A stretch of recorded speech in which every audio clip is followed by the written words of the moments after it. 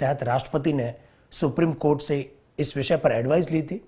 इस वजह से ये बैरूबारी वाद के नाम से प्रसिद्ध है और बैरूबारी वाद में पहली बार सुप्रीम कोर्ट ने यह कहा preamble is not part of the constitution, प्रस्तावना संविधान का भाग नहीं है। पहले तो इस बात को ध्यान रखिएगा। 1960 का ये जो मामला है, इसके ठीक 13 साल बाद यानी 1973, 24 अप्रैल 1973 को सुप्रीम कोर्ट ने केशवानंद भारती वर्सेस केरल राज्य के मामले में निर्णय दिया। और आप लोग जानते हैं दोस्तों, केशवानंद भारती वो वाद है जो भारत के संवैधानिक इतिहास का, भारत के न्यायिक इतिहास का सबसे बड़ा मामला माना जाता है। 13 न्यायाधीशों की पीठ इस मामले में बैठी थी। AK सीकरी उस समय चीफ जस्टिस हुआ करते थे। केशवानंद भारती वाले वाद में सुप्रीम कोर्ट ने स्पष्ट रूप से कह दिया कि प्रस्तावना संविधान का भाग है। यानी बैरूबारी वाद में जहां सुप्रीम कोर्ट ये कहता है कि प्रस्तावना संविधान का भाग नहीं है, ठीक ये यू टर्न है एक तरह से, जिसमें केशवानंद भारती वाले वाद में न केवल ये कहा जाएगा कि प्रस्तावना संविधान का भाग है, बल्कि ये भी कहा जाएगा कि प्रस्तावना में उसी प्रकार से संशोधन किए जा सकते हैं जिस तरह से संविधान के अन्य भागों में संशोधन किए जाते हैं। तो दो बातें ध्यान रखनी है, बैरूबारी वाद और दूसरा है केशवानंद भारती वाला वाद। तीसरा SR Bommai versus union of the India 1994 का ये मामला है। एक्चुअली में SR बॉम्बई कर्नाटक के मुख्यमंत्री थे और उनकी सरकार को बर्खास्त कर दिया गया था। वहाँ के राज्यपाल के द्वारा अनुच्छेद 356 के अंतर्गत संवैधानिक संकट की बात कहते हुए वह राष्ट्रपति शासन लगाया गया था। ये जो SR बॉम्बई वाद जो है, इस मामले में सुप्रीम कोर्ट ने कहा प्रस्तावना संविधान की आधारभूत संरचना है, basic structure of the constitution, ये कहा था SR बॉम्बई वाले मामले में सुप्रीम कोर्ट ने। तो तीनों बात को ध्यान रखें। लेकिन प्रस्तावना है क्या? पहला प्रश्न यही है। देखिए, प्रस्तावना वह दस्तावेज है, प्रस्तावना वह डॉक्यूमेंट है जिसको देखने से तीन बातें स्पष्ट होती है। पहली बात, जो कानून है, जो संविधान है, उसके उद्देश्य क्या है। उद्देश्य जहां पर लिखे हुए होते हैं उसी को हम लोग प्रस्तावना कहते हैं। जो कानून है, जो संविधान है, उसका विस्तार कहां तक है, वो कहां कहां पर लागू होगा, उसका जहां उल्लेख होता है वो प्रस्तावना होती है।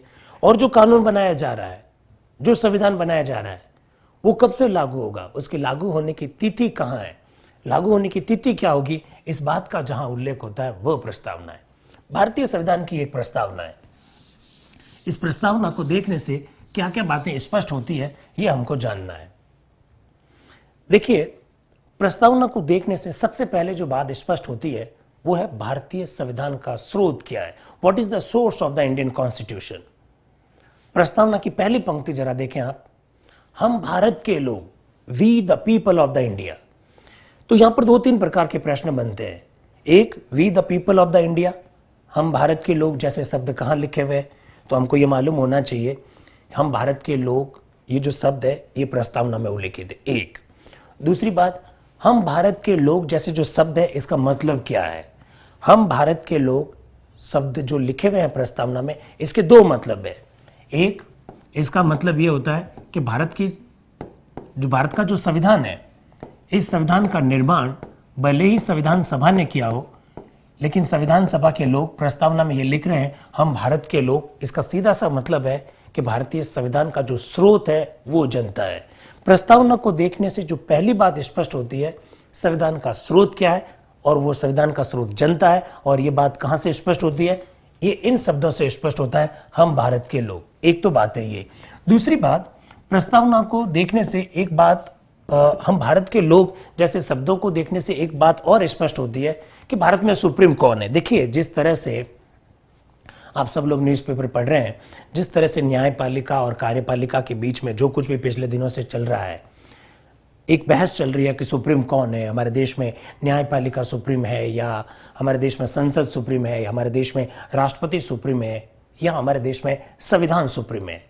अगर हमको भारत के संविधान की प्रस्तावना पता है, हम भारत के लोग जैसे शब्द पता है, तो ये बात पूरी तरह से स्पष्ट हो जाएगी कि भारत में सुप्रीम कौन है। हम भारत के लोग शब्दों से न केवल ये स्पष्ट होता है कि भारत में संविधान का स्रोत जनता है, बल्कि इससे यह भी स्पष्ट होता है कि भारत में जनता सर्वोच्च है। तो हमेशा आप ध्यान रखें, यहां पर दो प्रकार के प्रश्न बन सकते हैं। हम भारत के लोग जैसे शब्द कहां लिखे हुए, आंसर होगा प्रस्तावना।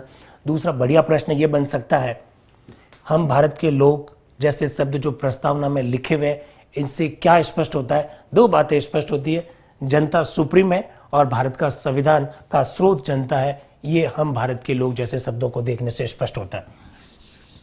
प्रस्तावना को देखने से और क्या स्पष्ट होता है? भारत के संविधान की प्रस्तावना को अगर हम लोग प्रारंभ करते हैं तो किस तरह से है वो? हम भारत के लोग भारत को संपूर्ण प्रभुत्व संपन्न, लोकतंत्रात्मक, पंथ निरपेक्ष, समाजवादी गणराज्य स्थापित करने हेतु। ये जो मैंने पंक्तियां बोली है, इस पंक्तियों में हम भारत के लोग जो शब्द है उसका तो हमने मतलब देख लिया, लेकिन आगे लिखा हुआ है संपूर्ण प्रभुत्व संपन्न, लोकतंत्रात्मक, पंथ निरपेक्ष, समाजवादी गणराज्य। भारत की सरकार कैसी है? हमारी सरकार का स्वरूप कैसा है? हमारी सरकार की प्रकृति कैसी है? उसका नेचर कैसा है? अगर भारत के संविधान की आप प्रस्तावना को देख लीजिए, आपको मालूम पड़ जाएगा कि हमारी सरकार कैसी है। क्या लिखा हुआ वहां पर? लोकतंत्रात्मक, डेमोक्रेटिक। देखिए, आप सब लोग लोकतंत्र शब्द से परिचित है, लोकतंत्र की उस परिभाषा से परिचित है, अब्राहम लिंकन की वो परिभाषा, जनता का, जनता के द्वारा जनता के लिए बनाया गया शासन लोकतंत्र कहलाता है। भारत डेमोक्रेटिक है, भारत लोकतंत्रात्मक राष्ट्र है। ये कहां लिखा हुआ है?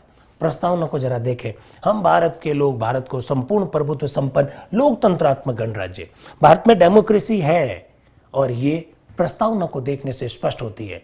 भारत की सरकार का स्वरूप, उसकी नेचर, उसकी प्रकृति लोकतांत्रिक है, ये संविधान की प्रस्तावना को देखने से स्पष्ट होता है।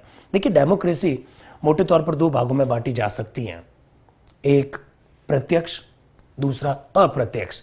प्रत्यक्ष लोकतंत्र हम उसे कहते हैं जिसके अंतर्गत जनता डायरेक्टली पार्टिसिपेट करती है शासन में, और अप्रत्यक्ष लोकतंत्र हम उसे कहते हैं जिसमें जनता के प्रतिनिधियों के माध्यम से शासन किया जाता है। भारत में डेमोक्रेसी है, लेकिन भारत में अप्रत्यक्ष लोकतंत्र है, भारत में प्रतिनिधियात्मक लोकतंत्र है। हमारी सरकार का स्वरूप लोकतंत्रात्मक है, यह प्रस्तावना को देखने से स्पष्ट होता है। इसके बाद जो शब्द लिखा हुआ दैट इज गणतंत्र, अंग्रेजी में इसे कहा जाता है रिपब्लिक। देखिए, किसी भी देश की शासन व्यवस्था में जो सर्वोच्च पदाधिकारी अगर वो निर्वाचित हो तो उस प्रकार के सिस्टम को हम लोग गणतंत्रात्मक शासन व्यवस्था वाला देश कहते हैं। भारत गणतांत्रिक राष्ट्र है, ये कहां लिखा हुआ है? ये प्रस्तावना के अलावा कहीं पर भी लिखा हुआ नहीं, लेकिन प्रस्तावना में जो शब्द लिखा हुआ गणतंत्र, इसका मतलब यह है कि भारत गणतांत्रिक राष्ट्र है। आप लोग जानते हैं भारत का जो सर्वोच्च पदाधिकारी है राष्ट्रपति, वो निर्वाचित है, चाहे वो जनता के द्वारा निर्वाचित नहीं है, चाहे वो अप्रत्यक्ष रूप से निर्वाचित है, लेकिन वो निर्वाचित है। हमारे देश में राजा का बेटा राजा नहीं बनता है, यहाँ वंशानुगत सिस्टम नहीं है, यहाँ हर 5 साल के बाद चुनाव होते हैं, और ये गणतंत्र जो शब्द लिखा हुआ है उससे भी स्पष्ट होता है। देखिए, आप इस बात को हमेशा ध्यान रखें, जब हम लोग कहते हैं स्वतंत्र भारत के इतिहास में ऐसा पहली बार हुआ, तो इसका मतलब मैं बात कर रहा हूं 15 अगस्त 1947 की।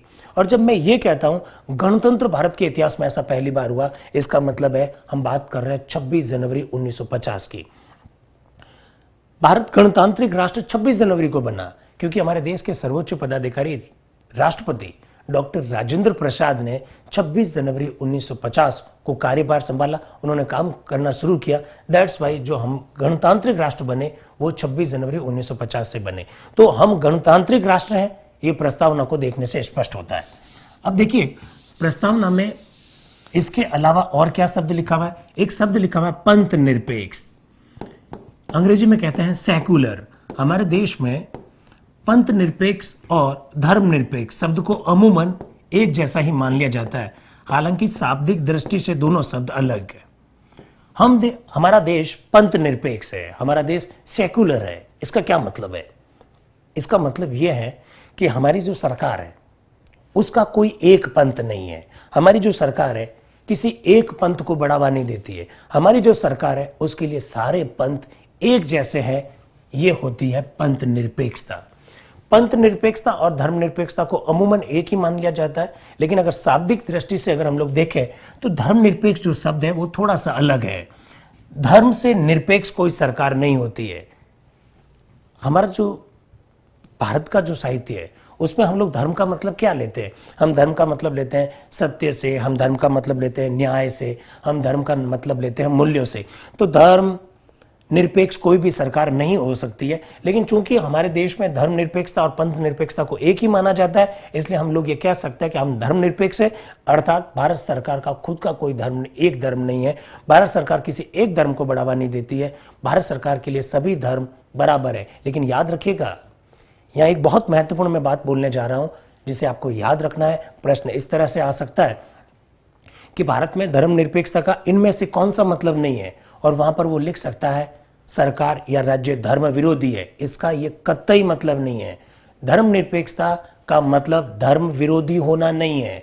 धर्म निरपेक्षता का मतलब है एक धर्म को बढ़ावा ना देना, सभी धर्मों के साथ सम्मान व्यवहार करना। पंथ निरपेक्षता और जो धर्म निरपेक्षता जैसे जो शब्द है भारतीय संविधान की प्रस्तावना में उल्लेखित है। प्रस्तावना को अगर आप देखेंगे तो एक शब्द और आएगा, दैट इज समाजवाद। इसे कहते हैं सोशलिज्म। ये जो समाजवाद है, हमारी सरकार समाजवादी है, हमारा जो राज्य है वो समाजवादी है। क्या इसका आशय है? देखिए, दुनिया की जितनी भी जो शासन व्यवस्था है उसको हम लोग मोटे मोटे तौर पर दो भागों में बांट सकते हैं, एक पूंजीवाद, दूसरा समाजवाद। हम समाजवादी है, इस बात का उल्लेख भारतीय संविधान की प्रस्तावना में। अर्थात समाजवाद शब्द का यह अर्थ होता है कि निजी संपत्ति का अस्तित्व नहीं होना। सरकार सारी संपत्ति पर, सारे संसाधनों पर जहां सरकार का अधिकार होता है, उसे, उस प्रकार की व्यवस्था को हम लोग समाजवादी व्यवस्था कह सकते हैं। हालांकि जब से हमने 1991 में LPG, लिबरलाइजेशन, प्राइवेटाइजेशन और ग्लोबलाइजेशन यानी वैश्वीकरण, भूमंडलीकरण जिसे हम लोग कहते हैं, वो जो नीति जब से हमने अपनाई है तब से ये शब्द इररिलेवेंट हो गया, अप्रासंगिक हो गया। लेकिन हमारी सरकार आज भी समाजवादी है, ये बात हमारे संविधान की प्रस्तावनाओं को देखने से स्पष्ट हो जाती है। तो हमारी सरकार का स्वरूप क्या है, हमारी सरकार का नेचर क्या है? वो समाजवादी है, वो पंथ निरपेक्ष है, वो लोकतांत्रिक है, वो गणतांत्रिक है। ये सारी बातें हमारी प्रस्तावना में लिखी हुई है। इसके अलावा प्रस्तावना को देखने से और क्या स्पष्ट होता है? प्रस्तावना को देखने से यह स्पष्ट होता है कि हमारे संविधान के उद्देश्य क्या है। What is the objectives of the constitution of the India.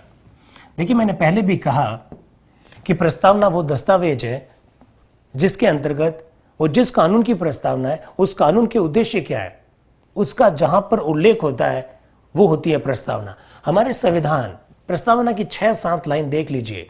इतना बड़ा भारत का संविधान, दुनिया का सबसे बड़ा लिखित संविधान, 395 अनुच्छेद, 12 अनुसूचियां, इतने सारे भाग। ये सारी बात कहना क्या चाहते हैं, भारत का संविधान कहना क्या चाहता है? अगर प्रस्तावना की 6-7 लाइन देख लीजिए, आपको मालूम पड़ जाएगा हमारे संविधान के उद्देश्य क्या है। इन उद्देश्यों का उल्लेख है प्रस्तावना में। किसी भी देश की संविधान की जो प्रस्तावना है उसमें उसके उद्देश्यों का उल्लेख होता है, और हमारे देश की जो संविधान की प्रस्तावना है उसमें साफ लिखा हुआ है न्याय स्थापित करना, स्वतंत्रता स्थापित करना, समानता स्थापित करना। प्रस्तावना को जरा आप देखें, हम भारत के लोग भारत को संपूर्ण प्रभुत्व संपन्न, लोकतंत्रात्मक, पंथ निरपेक्ष, समाजवादी गणराज्य स्थापित करने हेतु तथा देश के प्रत्येक नागरिक को क्या लिखा हुआ है? सामाजिक न्याय, आर्थिक न्याय और राजनीतिक न्याय, 3 प्रकार के न्याय उपलब्ध करवाना चाहती है हमारी सरकार। इस बात का उल्लेख है प्रस्तावना में। पर आपको एक बात ध्यान रखनी है, प्रस्तावना में 3 प्रकार का न्याय है, सामाजिक न्याय है, आर्थिक न्याय है और राजनीतिक न्याय। और इन तीनों न्याय को आप इसी सीक्वेंस में याद रखिएगा, क्योंकि कई बार इस तरह के भी प्रश्न आ सकते हैं कि प्रस्तावना में जो 3 प्रकार के जो न्याय है उनको सीक्वेंस में लिखो, आर्थिक सामाजिक राजनीतिक, राजनीतिक सामाजिक आर्थिक, सामाजिक आर्थिक राजनीतिक। तो आपको ध्यान रखना है सामाजिक, आर्थिक और राजनीतिक न्याय का उल्लेख प्रस्तावना में। इसी प्रकार से सिविल सर्विस में एक प्रश्न पूछा जा चुका है, सामाजिक, आर्थिक और राजनीतिक न्याय का उल्लेख कहां पर है? सामाजिक, आर्थिक और राजनीतिक न्याय का उल्लेख न केवल प्रस्तावना में है, बल्कि जो हमारे नीति निर्देशक तत्व है, directive principles of the state policy, राज्य के जो नीति निर्देशक तत्व है, राज्य के इन नीति निर्देशक तत्वों के अंतर्गत भारतीय संविधान का एक आर्टिकल है, दैट इज आर्टिकल 38, अनुच्छेद 38 में भी सामाजिक, आर्थिक और राजनीतिक न्याय का उल्लेख है। तो प्रश्न ऐसा भी आ सकता है कि सामाजिक, आर्थिक और राजनीतिक न्याय का उल्लेख कहां कहां पर है? प्रस्तावना में भी है और नीति निर्देशक तत्वों में भी है। एक तो बात यही हुई ये। दूसरा, हमारे संविधान देश के सभी नागरिकों को स्वतंत्रता देना चाहता है।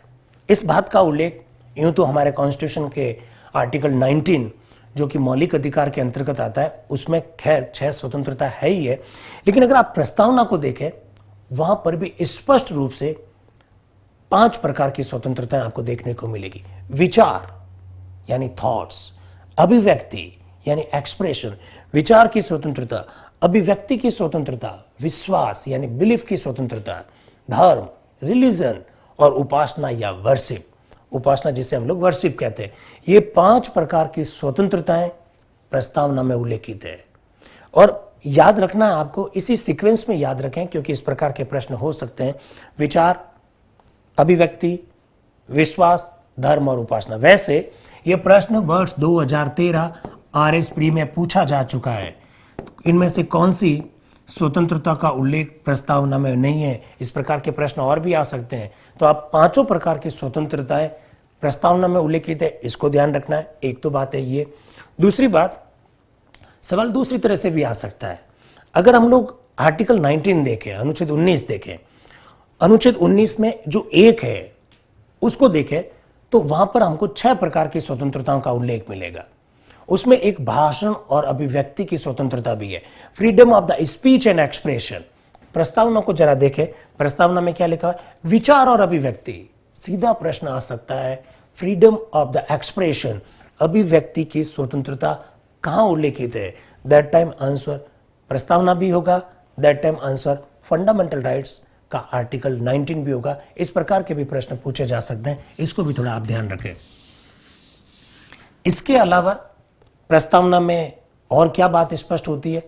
संविधान के उद्देश्यों के अंतर्गत अगर हम लोग बात करें तो हमने न्याय की बात करी, हमने स्वतंत्रता की बात करी। प्रस्तावना को बहुत ढंग से देखिए आप। ढंग से देखने पर आपको ये जानकारी मिलेगी कि वहां समानता यानी इक्वालिटी का भी उल्लेख है और वहां साफ शब्दों में लिखा हुआ है अवसर की समानता। साथ ही साथ लिखा हुआ है प्रतिष्ठा यानी स्टेटस। अवसर व प्रतिष्ठा, इन दोनों प्रकार की समानताओं का उल्लेख भारतीय संविधान की प्रस्तावना में है। आप जब फंडामेंटल राइट्स पढ़ते हैं, राइट्स जब पढ़ते हैं तो भारतीय संविधान का अनुच्छेद 16 भी पढ़ते हैं और अनुच्छेद 16 जब पढ़ते हैं तो उसमें भी अवसर की समानता आपको देखने को मिलेगी। तो इन सब चीजों को ध्यान रखना है। अवसर की समानता प्रस्तावना में है, अवसर की समानता आर्टिकल 16 में भी है। इस प्रकार के भी प्रश्न हो सकते हैं। देखिए, हमारी जो प्रस्तावना है उसमें स्वतंत्रता बात की, समानता की बात की। प्रस्तावना में एक शब्द लिखा हुआ है बंधुत्व, अंग्रेजी में कहते हैं फ्रैटर्निटी, ब्रदरहुड, भातृत्व, भाईचारा। स्वतंत्रता, समानता और बंधुत्व, ये फ्रांस की क्रांति के तीनों नारे हैं। सीधा प्रश्न पूछा जा सकता है, प्रस्तावना में उल्लेखित स्वतंत्रता, समानता और बंधुत्व के जो शब्द हैं वो कहां से लिए गए? याद रखना, ये फ्रांस से लिए गए, ये फ्रांस की क्रांति के नारे हैं। एक बात। दूसरी बात, ये जो बंधुत्व शब्द है जो प्रस्तावना में उल्लेखित है, ये बंधुत्व शब्द आप लोग जब मूल कर्तव्य पढ़ते हैं, फंडामेंटल ड्यूटीज पढ़ते हैं, जिसका उल्लेख भाग 4A में है, अनुच्छेद 51A में, वहां पर भी ये शब्द लिखा आएगा बंधुत्व। तो इस प्रकार के आजकल ट्रेंड हो रहा है इस प्रकार के प्रश्न पूछने का, जिसमें यह पूछ लिया जाता है कि इस प्रकार का शब्द कहां उल्लेखित है। तो बंधुत्व शब्द प्रस्तावना में उल्लेखित है, बंधुत्व शब्द हमारे मूल कर्तव्य में उल्लेखित है। ये भी थोड़ा सा आप ध्यान रखें। प्रस्तावना को देखने से और क्या स्पष्ट होता है? भारतीय संविधान की प्रस्तावना को अगर हम लोग देखते हैं तो लास्ट लाइन जरा देखिए, आज एतत् द्वारा 26 नवंबर 1949 को इस संविधान को हम अंगीकृत करते हैं, अधिनियमित करते हैं और आत्मार्पित करते हैं। यानी हमारे संविधान के जो लागू होने की जो तिथि है, संविधान के लागू होने की तिथि भी प्रस्तावना को देखने से स्पष्ट होती है। 26 नवंबर 1949 की ये जो तिथि है, ये तिथि प्रस्तावना में ही लिखी हुई है। कल जब हम लोग बात कर रहे थे संविधान सभा के बारे में, तो आप लोगों को बताया था भारतीय संविधान का एक अनुच्छेद है, दैट इज आर्टिकल 394।